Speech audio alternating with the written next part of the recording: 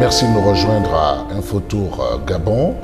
On parle spiritualité, on parle mystique, on parle religion. Vous le savez tous, la spiritualité, c'est le rapport à la divinité, c'est la relation que chacun d'entre nous a avec le Créateur suprême. Et pour en parler, véritablement, il y a l'éditeur libre, le libre penseur, le chercheur Mohamed Cherif, que j'accueille avec beaucoup de bonheur. Bonjour Mohamed Cherif. Bonjour Brice. Merci d'être là, Mohamed Cherif. Plaisir.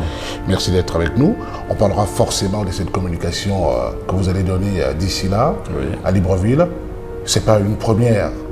Les Librevillois sont habitués à vous écouter sur les antennes de plusieurs médias, mais surtout vous voir comme on le fait ici à Infotour Gabon, c'est spécial, j'ai envie de dire c'est une grâce pour eux et c'est bien d'en parler. Mohamed Cherif, la religion prône le djihad, même si la définition un peu erronée par nos confrères journalistes occidentaux qui pensent que le djihad c'est aller combattre l'autre, c'est tuer l'autre, etc. Quelle que soit la définition qu'on donne, mais il y a forcément une définition en rapport avec la religion. Le djihad, c'est la guerre sainte. Oui. Pour vous, qu'est-ce que ça veut dire? Mais la guerre sainte, c'est vrai que le mot djihad a été un peu galvaudé, a été déformé, mais en réalité, on parlait de la guerre sainte, c'est-à-dire qu'on combat les défauts, nous combattons les égos qui sont en nous et qui nous obligent parfois à nous mal comporter vis-à-vis de la société. On veut dire par là que tout ce qui vous pousse à faire du mal, relève de ce qui se trouve à l'intérieur de vous, mais vous ne le savez pas.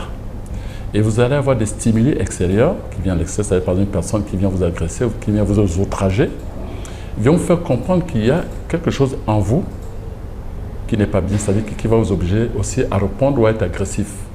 Mais votre ennemi n'est pas celui qui vous a outragé. Votre ennemi est l'entité qui est en vous, qui va vous amener à vous énerver, à vous fâcher et même à agresser celui qui vous a outragé. Et ce sont ces démons intérieurs-là que nous devons combattre pour devenir meilleurs. Parce que l'homme au départ est né pur, c'est un esprit. Mais vous savez, exactement comme une goutte d'eau, ou plutôt comme l'eau qui tombe du ciel, lorsqu'elle arrive au sol, elle devient sale, contraire de la boue. Oui. Et comme ce qui vient doit repartir, c'est la loi de la dualité, pour repartir, elle doit retourner propre, comme elle est arrivée.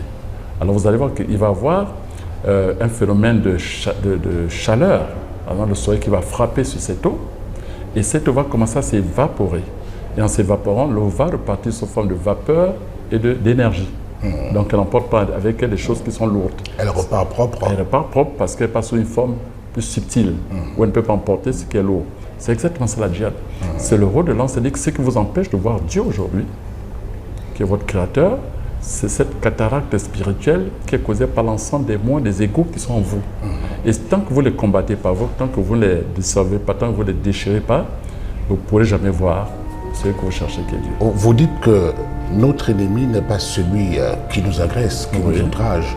Mais Jésus, dans la Sainte Bible, rappelle bien que si on vous gifle sur la joue gauche, tendez l'autre.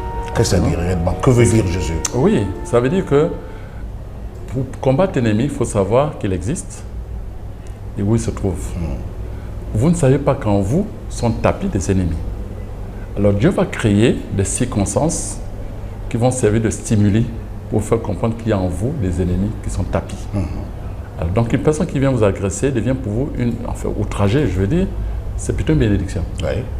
Mais comme tu ne le sais pas, tu penses que c'est lui ton ennemi, c'est pas lui ton ennemi. Ton ennemi, c'est ce qui va pour ça t'énerver. Mais s'il n'y avait pas ce stimuli, tu ne saurais jamais qui est en toi. Et donc, à partir du moment, tu te tournes vers toi-même, tu dis, OK, il y a un bonhomme en moi qui me pousse à m'énerver, il faut que je le combatte, il faut que je l'affame, afin qu'il puisse perdre des forces. Ce bonhomme, c'est l'ego. C'est l'ego. C'est l'ego. Et tant que vous n'avez pas détruit l'ego, vous ne l'avez pas affamé, vous ne l'avez pas affaibli, vous êtes toujours l'esclave de cet ego qui va pour ça être agressif. Et toutes les guerres du monde sont dues justement à l'existence des égos qui sont renforcés avec le temps parce qu'on n'a jamais appris que notre ennemi se trouve à l'intérieur. À la lumière de ce que vous dites, moi, il y a une image qui me revient, c'est celle d'un visiteur.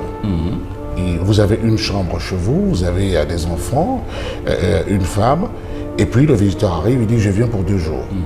Puis vous lui cédez votre chambre.